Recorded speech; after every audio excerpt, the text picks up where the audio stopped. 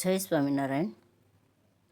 SYBA semester 3 મુખ્ય વિષય સમાજશાસ્ત્રમાં paper number 6 એમાં યુનિટ 1નો 5મો પોઈન્ટ આપણે જોવાનો છે. સામાજિક સમસ્યાના હેતુઓ અને ઉદ્દેશો. એમાં જોઈએ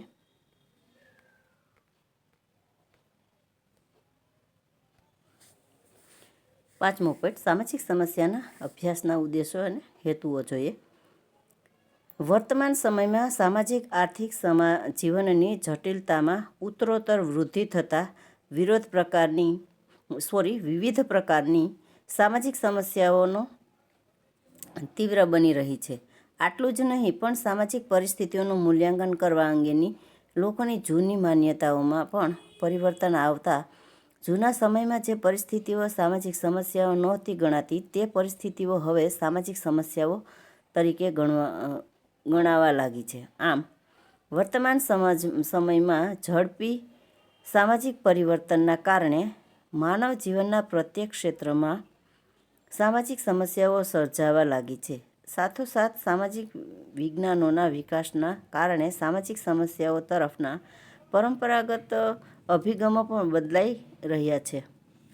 ખાસ કરીને સમાજશાસ્ત્ર અને સમાજલક્ષી મનોવિજ્ઞાનનો વિકાસ થતાં સામાજિક સમસ્યાઓનો વૈજ્ઞાનિક રીતે અભ્યાસ કરવાની પ્રવૃત્તિઓમાં રસ જાગૃત થયો છે. સામાજિક સમસ્યાઓનો વૈજ્ઞાનિક રીતે અભ્યાસ કરીને આવી પરિસ્થિતિઓ કેમ ઉદ્ભવે છે અને તેનું નિવારણ કરવા માટે કેવા પગલાં લેવાની જરૂર છે એ શોધવાના પ્રયાસો ઉપર ભાર મૂકવામાં આવી રહ્યો છે. આમ સામાજિક ઉદ્દેશ્યો સમાજશાસ્ત્રીઓ સામાજિક સમસ્યાઓનો અભ્યાસ કરે છે. સામાજિક સમસ્યાઓના અભ્યાસના કેટલાક મહત્ત્વના ઉદ્દેશો નીચે મુજબ વર્ણવી શકાય. એમાં પહેલું છે સામાજિક જાગૃતિના વિકાસનો ઉદ્દેશ, એટલે કે સમાજની અંદર જાગૃતિ લાવવાનો છે, લોકોના જીવન ધોરણમાં જાગૃતિ લાવવાની છે. એમાં જોઈએ સામાજિક સમસ્યાના સમાજશાસ્ત્રીય અભ્યાસની સમાજની પરિસ્થિતિઓ વિશેની આપણી જાગૃતિનો વિકાસ થાય છે. સમાજની રોજબરોજની પરિસ્થિતિઓનું નિરીક્ષણ તો આપણે સૌ કરતા જ હોઈએ છીએ અને કેટલીક પરિસ્થિતિઓનો અનુભવ પણ કરતા હોઈએ છીએ, પણ આપણામાંના મોટાભાગના લોકો સામાજિક જીવનની અનિચ્છનીય પરિસ્થિતિઓ વિશે વૈજ્ઞાનિક દૃષ્ટિબિંદુથી વિચારણા કરતા નથી. સામાજિક સમસ્યાઓનો વૈજ્ઞાનિક રીતે અભ્યાસ કરવાથી તેના વિશે થયેલા વૈજ્ઞાનિક સંશોધનોની માહિતગાર થવાથી સામાજિક સમસ્યાઓ પ્રત્યેની આપણી સામાજિક જાગૃતિ વિકસે છે. એટલું જ નહીં પણ સમસ્યાઓ પ્રત્યેનો વૈજ્ઞાનિક દૃષ્ટિબિંદુનો પણ વિકાસ થાય છે. પરિણામે આવી પરિસ્થિતિઓને પહોંચી વળવા માટેના ઉપાયો શોધવા તરફ આગળ વધી શકાય છે.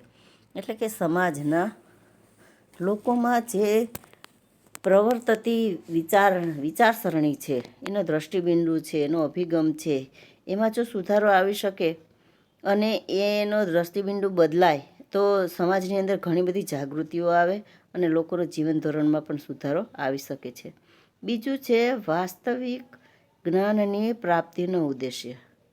હોર્ટન અને લેસ્લી નોંધે છે કે પ્રત્યેક બૌદ્ધિક વિશ્લેષણ તથ્યો પર આધારિત હોવું જોઈએ. સામાજિક સમસ્યાઓનો વૈજ્ઞાનિક રીતે અભ્યાસ કરવા માટે સમસ્યાઓ વિશેના વાસ્તવિક તથ્યો પ્રાપ્ત કરવા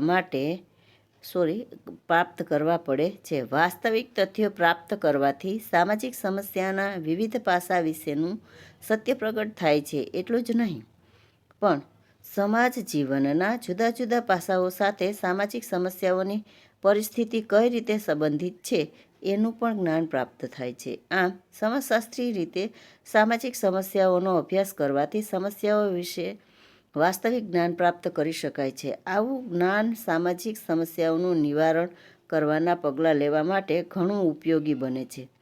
નિસ્બેત કહે છે તેમ અત્યંત ક્રાંતિકારી અને ઝડપી પગલાંમાં માનતા લોકોને પણ આખરે તેનો જ્ઞાનની જરૂર પડે જ છે. સાચી દિશામાં પગલાં લેવા માટે જ્ઞાન અનિવાર્ય બને છે. સામાજિક સમસ્યાઓનો અભ્યાસ આવું ઉપયોગી જ્ઞાન પૂરું પાડે છે. એટલે કે લોકોમાં જે સમસ્યાઓ છે એ સમસ્યાઓના નિવારણ માટે સમાજશાસ્ત્રનું જ્ઞાન ખૂબ જ ઉપયોગી છે અને સમાજશાસ્ત્રના જ્ઞાનની સાથે સમાજની અંદર સુધારો આવે છે અને લોકોના જીવન ધોરણો બદલાય છે.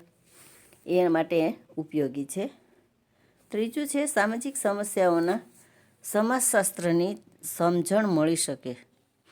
એમાં જોઈએ ઉપર નોંધેલા બંને મુદ્દાના અનુસંધાનમાં જ કહીએ તો સામાજિક સમસ્યાઓનો વૈજ્ઞાનિક રીતે અભ્યાસ કરવાથી સામાજિક સમસ્યાઓ શા માટે અને કેવી રીતે વિકસે છે, સમસ્યાઓ લોકો ઉપર કેવી રીતે અસર કરે છે, સમાજ રચનાના વિભિન્ન વિભાગો સાથે સમસ્યાઓનું શું અને કેવો સંબંધ ધરાવે છે, સામાજિક સમસ્યાઓને હલ કરવાની પ્રક્રિયામાં શેનો સમાવેશ થાય છે વગેરે બાબતો અંગેની સમજૂતી મળે છે.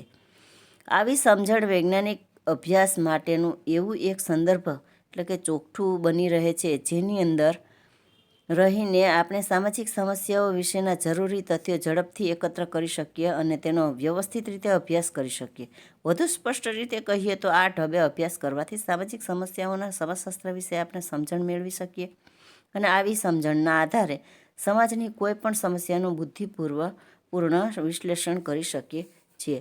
એટલે કે સમાજની અંદર અમુક જે પ્રક્રિયાઓ છે, સમાજની અંદર જે વિભિન્ન ભાગો છે, એ ભાગોની અંદર જો સમજૂતીપૂર્વકનું આયોજન કરવામાં આવે અને અભ્યાસ કરવામાં આવે તો તેનું વ્યવસ્થિત રીતે બુદ્ધિપૂર્વક વિશ્લેષણ કરી શકાય, એટલે કે નિવારણ કરી શકાય છે અને તેને સમાજમાં પણ ઉપયોગી છે. અને સમાજશાસ્ત્રની દ્રષ્ટિએ વૈજ્ઞાનિક રીતે જો એનો અભ્યાસ કરવામાં આવે તે આગળ જતાં સમાજને પણ ઉપયોગી લાગે છે. ચોથો છે સિદ્ધાંત અને વ્યવહાર વચ્ચેનો સંબંધ જાણી શકાય. સામાજિક નીતિની નિર્માણ ક્ષેત્રમાં સિદ્ધાંત અને વ્યવહારનું એકીકરણ અનિવાર્ય બને છે, કારણ કે દરેક વ્યવહાર નીતિનું નિર્માણ કોઈને કોઈ કારણસૂચક સિદ્ધાંતના આધારે કરવાનું હોય છે અને દરેક સિદ્ધાંતમાં પરિસ્થિતિનું નિયંત્રણ કરવાના માર્ગો પણ ગર્ભિત હોય છે. સિદ્ધાંત અને વ્યવહારને જુદા પાડવાનો પ્રયત્ન આ બંને વચ્ચેના સંબંધનું અજ્ઞાન પ્રદર્શિત કરે છે. કેટલીક વખત પોતાની જાતને વધુ પડતા વ્યવહારુ હોવાનું ઓળખાવતા લોકો પોતાના કાર્યના સિદ્ધાંત પાયાથી અજાણ રહે છે, પણ વાસ્તવમાં તેમના કાર્યો અને તેમના વિધાનો કોઈને કોઈ સિદ્ધાંત ઉપર જ રચેલા હોય છે. જેમ કે કોઈ માણસ એમ કહે છે કે ગુનેગાર ફરીથી ગુનો ન કરે એટલા માટે તેને કડકમાં કડક સજા કરવી જોઈએ, તો તેનું આ વિધાન 4000 વર્ષ જૂના શિક્ષણશાસ્ત્રના સિદ્ધાંતો ઉપર જ રચાયેલું છે. પરંતુ આવું વિધાન કરનારો માણસ આ સિદ્ધાંતો વિશેની જાણકારી ધરાવતો નથી. સામાજિક સમસ્યાઓનો વૈજ્ઞાનિક રીતે અભ્યાસ કરવાનો એક હેતુ એ પણ ગણાવી શકાય કે આવા અભ્યાસથી સિદ્ધાંત અને વ્યવહાર વચ્ચેનો સંબંધ જાણી સમજી શકાય છે. એટલે કે સામાજિક સમસ્યાઓનો સમાજશાસ્ત્રીય રીતે અભ્યાસ કરવાથી તેના વિશેના વાસ્તવિક કારણદર્શન સિદ્ધાંતો સ્થાપી શકાય છે અને આવા સિદ્ધાંતો સામાજિક સમસ્યાઓને હલ કરવાના વ્યવહારુ પગલાં લેવા માટે જરૂરી એવી સામાજિક નીતિના ઘડતરમાં મદદરૂપ બને છે અને પગલાં ભરવાની અનિચ્છા સાથે શોધાયેલો સિદ્ધાંત વાંચ્યો રહેવા પામે છે. આમ સામાજિક સમસ્યાઓનો સમાજશાસ્ત્રી અભ્યાસ સિદ્ધાંત અને વ્યવહાર વચ્ચેનો સંબંધ જાણવામાં ઉપયોગી બને છે. પાંચમો છે સામાજિક સમસ્યાને જોવાનો સાચો પરિપ્રેક્ષ્ય વિકસાવવાનો ઉદ્દેશ્ય. એમાં જોઈએ સામાજિક સમસ્યાઓ જટિલ સામાજિક પરિસ્થિતિ છે. ભૂતકાલીન સામાજિક જીવન સાથે સામાજિક સમસ્યાઓ સંબંધિત હોય છે. આથી સામાજિક સમસ્યાઓને ભૂતકાલીન વાસ્તવિકતાના સંદર્ભમાં તપાસવી જોઈએ. તે જ રીતે સામાજિક મૂલ્યો સાથે સામાજિક સમસ્યાઓ ગાઢ રીતે સંબંધિત હોવાથી કોઈ પણ સામાજિક સમસ્યાનો અભ્યાસ કરવામાં પ્રવર્તમાન અને ભૂતકાલીન મૂલ્યો તેમજ લોકો જેની ઝંખના કરતા હોય એ વર્તન મૂલ્યો બદલાઈ જતા આજે અનિચ્છનીય ગણાતા હોય એવું બને છે. આથી જ સામાજિક સમસ્યાઓના અભ્યાસમાં મૂલ્યોની પરિવર્તનશીલતા લક્ષ્યમાં રાખવી પડે છે. સામાજિક સમસ્યાઓનો આ રીતે અભ્યાસ કરવાથી સમાજશાસ્ત્રીય પરિપ્રેક્ષ્યનો વિકાસ થાય છે. એટલે કે લોકોમાં જે દૃષ્ટિકોણ છે, જે જોવાની ઝંખના છે એમાં બદલાવ આવે છે અને લોકોમાં ઈચ્છા અનિચ્છાઓનો પણ બદલાવ આવે છે. તે સમાજશાસ્ત્રીઓના અભ્યાસમાં ખૂબ જરૂરી છે. છઠ્ઠું છે નિષ્ણાતની ભૂમિકાનું મહત્ત્વ સમજી શકાય. એમાં એવું કહેવા માંગે છે કે જે અભ્યાસો થાય છે તે પૂર્વ પરિસ્થિતિ અને વર્તમાન પરિસ્થિતિને અનુસંધાને લઈ અને ખૂબ ફાયદાકારક થાય છે તેવું સમાજશાસ્ત્રી અભ્યાસમાં કહેવા માગે છે. હવે એમાં જોઈએ, ભૌતિક કે સામાજિક કોઈપણ ઘટના સાથે યોગ્ય રીતે કામ પાડવા માટે તેના નિષ્ણાંતની સલાહ ઉપયોગી બને છે. જેમ કે આપણે બીમાર પડીએ તો વૈદ કે ડૉક્ટરની ટ્રીટમેન્ટ લઈએ છીએ. આપણી મોટર બગડી જાય તો ઓટોમોબાઈલ એન્જિનિયરિંગની સલાહ લઈએ છીએ. તે જ રીતે સામાજિક વિજ્ઞાનીઓ સામાજિક સમસ્યાઓનું નિવારણ કરવા માટે કયા પગલાં લેવા જોઈએ તે અંગેની સલાહ કે અભિપ્રાય આપવા સમર્થ હોય છે. જોકે લોકોએ કેવો સમાજ રચવો જોઈએ એ અંગે સમાજશાસ્ત્રીઓ કંઈ કહેતા નથી, પણ લોકો જે સ્વરૂપનો સમાજ રચવા ઈચ્છતા હોય એવા સ્વરૂપનો સમાજ કઈ રીતે રચી શકાય એ સૂચના માટે સમાજશાસ્ત્રીઓ ચોક્કસપણે સમર્થ હોય છે.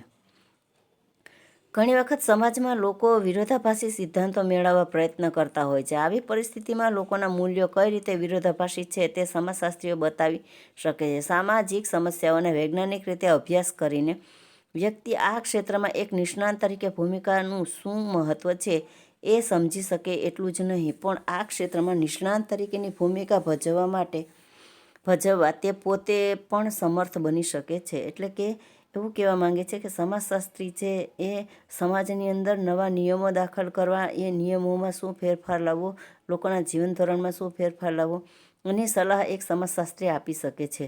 કે ભાઈ બીમાર પડીએ તો ડૉક્ટરની ટ્રીટમેન્ટ લેવી પડે, ગાડી ખરાબ થઈ ગઈ હોય તો મેકેનિકલની જરૂર પડે. એવી જ રીતે આમાં પણ ખૂબ જરૂરી છે. 7મું છે સમસ્યાઓ તરફના વલણોમાં પરિવર્તન નિપજાવી શકાય. એમાં જોઈએ, સામાજિક સમસ્યાઓનો અભ્યાસ કરતાં વિદ્યાર્થીઓ સામાજિક સમસ્યાઓ તરફ પોતાના અંગત પ્રતિભાવો વિકસાવે છે. સામાજિક સમસ્યાઓ તરફ પ્રત્યેક વિદ્યાર્થીનું કોઈને કોઈ વલણ હોય છે. સામાન્ય લોકોની જેમ કેટલાક વિદ્યાર્થીઓ સામાજિક સમસ્યાઓ તરફ ઉદાસીનતા સેવતા હોય છે.